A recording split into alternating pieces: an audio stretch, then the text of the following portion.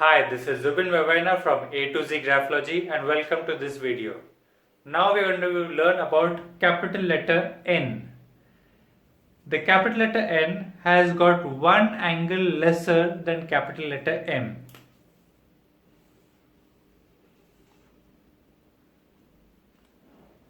Just as how small m represented habit formations and letter N represented those actions that never become a habit, capital M indicated starting of a habit or the enthusiastic energy when you're initiating a habit.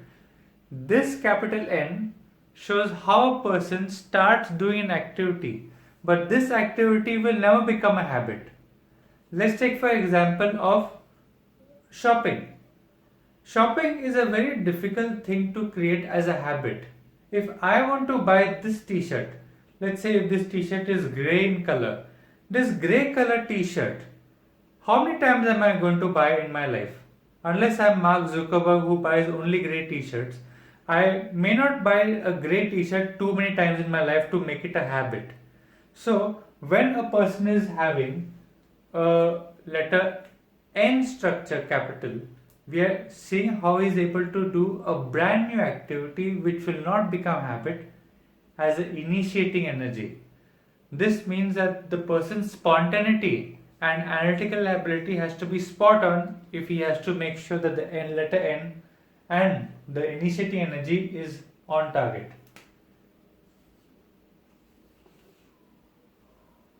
What happened now? With the addition of the crossover, I am having an argument with my mind, with my thought process on whether I should do the activity or not. My instinct is fine, I am analytically correct and in tune with my instinct, but the mind is in an argument. What if the person has letter N with two crossovers on both sides? Now the crossover is showing that the person is having conflict with the mind and the instinct. But if you observe slightly more carefully, the crossover is not happening at the tip, it is happening slightly below. And this crossover here is not happening right at the red chakra, it is happening at the orange. So now go and study what the blue chakra means. Indigo or blue chakra. And study what the orange chakra means, and that is what the person is having complication with. Probably complication with insight or foresight, and the orange chakra is to do with survival energies, sexuality and even food intake. These are the person's complications and questioning thoughts which are happening with the capital N made with crossovers. What other capital N can you come up with?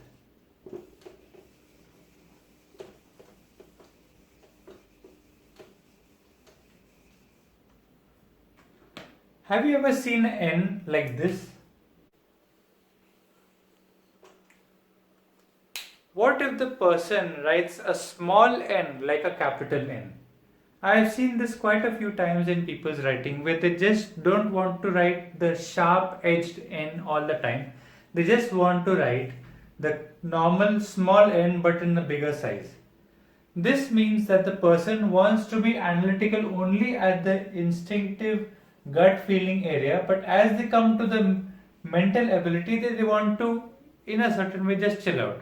They just don't want to be too analytical, they want to take their time. So, when the person initiates an activity that would never become a habit, a unique activity, the person is instinctively sharp but mentally relaxed. Let's take for the example again of shopping. I want to buy this t-shirt and I instinctively feel that I will get a better offer or a better quality in that shop. But once I go into that shop, my mental choice or the choices that I make through my mind is going to be in a relaxed, comfortable manner. So when a person has a sharp N or a curved N, he may miss out on the analytical ability by doing this, but at the same time, if the person does a sharp N, he may miss out the chance of being relaxed at the mindset level. What letter M suits you, do that. What works out for you, you should make that formation. Or rather, don't force any letter structure into your mindset. Let the brain express what it has to express and analyze that. When you look at a reflection of yourself in the mirror and you notice a pimple over there, do you think changing the mirror or changing that image will remove the pimple on your face? It is only when you work in real life that the reflection will change. Similarly to that, handwriting change may not really affect your mindset unless you're a student or a person who writes very often. If you are in a profession that allows you to write quite a lot during the day, just like how a student is, you'll come to know that handwriting alteration does affect the mindset because that body language and the reprogramming of the mind through the change of body language is possible. But if you're writing rarely, occasionally, or probably never, then changing the handwriting and trying to alter your handwriting based on what I am recommending may not give you a long term result, or rather, it may not give you a result at all. There is a way out for this. There's something called as graphotherapy, and instead of choosing graphotherapy in a written format, there's something called as non-written graphotherapy. Non-written graphotherapy is where we use induced body language and knowledge from other sources of human anatomy and other knowledge sectors that we help to invoke and teach you to make a habit of. Once this induced body language becomes a habit, it reprograms the mind anyway. So either you can change the handwriting if you are a student, or you can use non-written graphotherapy to bring about a change. If you want to know more about this, please connect with me and I will be happy to explain to you how the procedure is. Thank you for watching this video and I'll see you in the next one.